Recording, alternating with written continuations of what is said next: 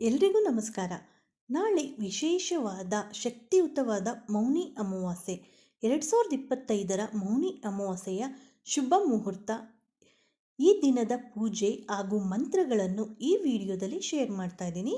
ಹಾಗೆಯೇ ಮೌನಿ ಅಮಾವಾಸ್ಯೆಯ ವಿಶೇಷತೆ ಮತ್ತು ಆ ದಿನ ನಾವು ಮಾಡಬೇಕಾದ ಕೆಲಸಗಳ ಬಗ್ಗೆ ಈ ವಿಡಿಯೋದಲ್ಲಿ ಶೇರ್ ಮಾಡ್ತಾ ಇದ್ದೀನಿ.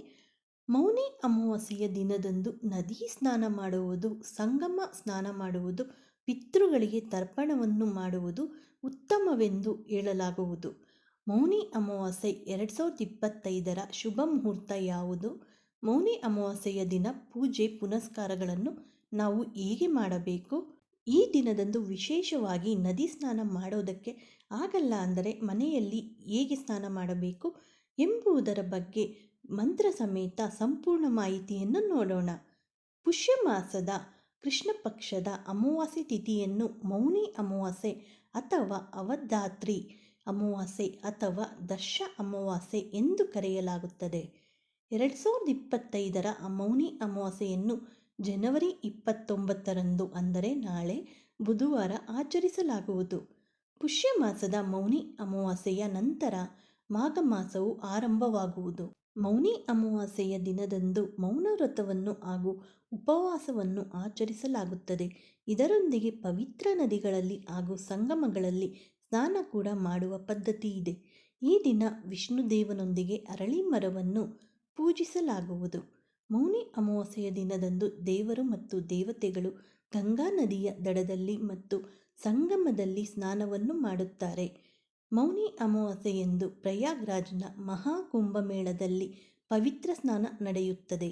ಇದನ್ನು ಅಮೃತ ಸ್ನಾನವೆಂದು ಕರೆಯಲಾಗುವುದು.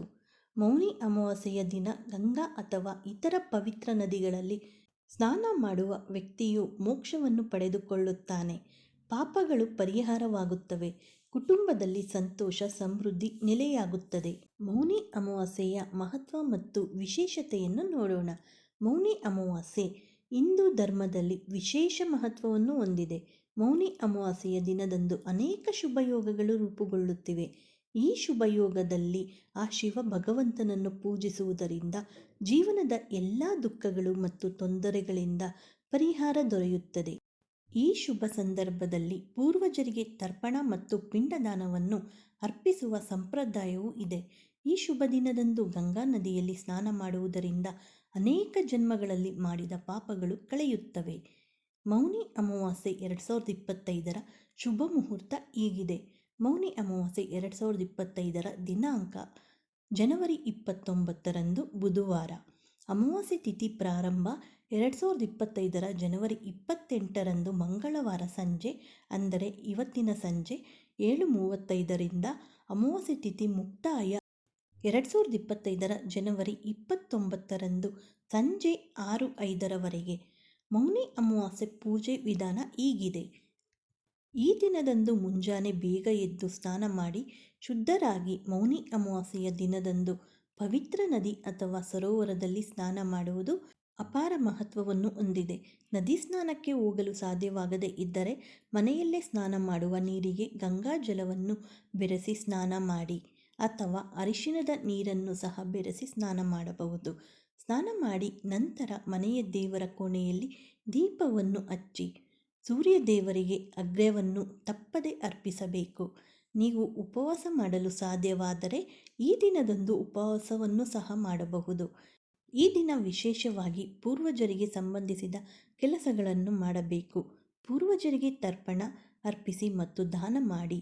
ಈ ಪವಿತ್ರ ದಿನದಂದು ಸಾಧ್ಯವಾದಷ್ಟು ದೇವರ ಧ್ಯಾನ ಮಾಡುವುದು ಉತ್ತಮ. ಈ ಪವಿತ್ರ ದಿನದಂದು ವಿಷ್ಣುವಿನ ಆರಾಧನೆಯನ್ನು ಮಾಡುವುದಕ್ಕೆ ವಿಶೇಷ ಮಹತ್ವವಿದೆ.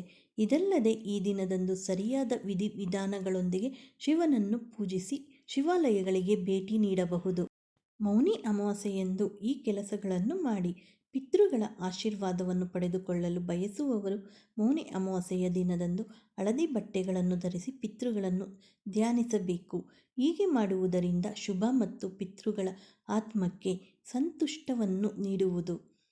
ಈ ದಿನದಂದು ನಿಮ್ಮ ಮನೆಯ ಮುಖ್ಯ ದ್ವಾರದ ಮೇಲೆ ತಪ್ಪದೆ ಅರಿಶಿನ ಬೆರೆಸಿದ ನೀರನ್ನು ಸಿಂಪಡಿಸಿ ಮತ್ತು ಮನೆಯ ಬಾಗಿಲಿನ ಚೌಕಟ್ಟನ್ನು ಸಹ ಸ್ವಚ್ಛಗೊಳಿಸಿ. ಈ ಪರಿಹಾರವನ್ನು ಮಾಡುವುದರಿಂದ ಮನೆಯಲ್ಲಿ ಸಕಾರಾತ್ಮಕ ಶಕ್ತಿ ಹೆಚ್ಚಾಗಿ ಆರ್ಥಿಕ ಅಭಿವೃದ್ಧಿ ಹೊಂದಬಹುದು. ಮೌನಿ ಅಮಾವಾಸ್ಯೆಯಂದು ಶ್ರೀ ವಿಷ್ಣುವನ್ನು ಮತ್ತು ಅರಳಿ ಮರವನ್ನು ತಪ್ಪದೆ ಪೂಜಿಸಬೇಕು. ಮೌನಿ ಅಮಾವಾಸ್ಯೆಯಂದು ಈ ಮಂತ್ರವನ್ನು ಪಠಿಸಿ. ಮೌನಿ ಅಮಾವಾಸ್ಯೆಯಂದು ಸೂರ್ಯ ದೇವರಿಗೆ ಅರ್ಘ್ಯವನ್ನು ಅರ್ಪಿಸುವುದು ಬಹಳ ಶುಭವೆಂದು ಹೇಳಲಾಗಿದೆ. ಈ ಅಮಾವಾಸ್ಯೆಯ ದಿನದಂದು ಈ ಮಂತ್ರವನ್ನು ಪಠಿಸಿದರೆ ಪಿತೃದೋಷದಿಂದ ನಿಮಗೆ ಪರಿಹಾರ ದೊರೆಯುವುದು ಹಾಗೂ ಪಿತೃಗಳು ಕೂಡ ನಿಮ್ಮ ಮೇಲೆ ಸಂತುಷ್ಟರಾಗುತ್ತಾರೆ ಎನ್ನುವ ನಂಬಿಕೆ ಇದೆ. ಮೌನಿ ಅಮಾವಾಸ್ಯೆಯ ದಿನದಂದು ಈ ಮಂತ್ರವನ್ನು ತಪ್ಪದೆ ಪಠಿಸಿ.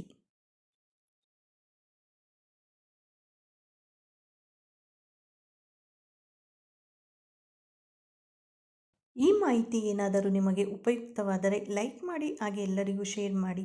ಮತ್ತಷ್ಟು ವಿಡಿಯೋಗಳಿಗೆ ನಮ್ಮ ಚಾನಲನ್ನು ಸಬ್ಸ್ಕ್ರೈಬ್ ಮಾಡಿಕೊಳ್ಳಿ. ಮತ್ತೆ ಸಿಗೋಣ ಇನ್ನೊಂದು ವಿಡಿಯೋದೊಂದಿಗೆ. ಎಲ್ಲರಿಗೂ ಧನ್ಯವಾದಗಳು. Thank you for watching.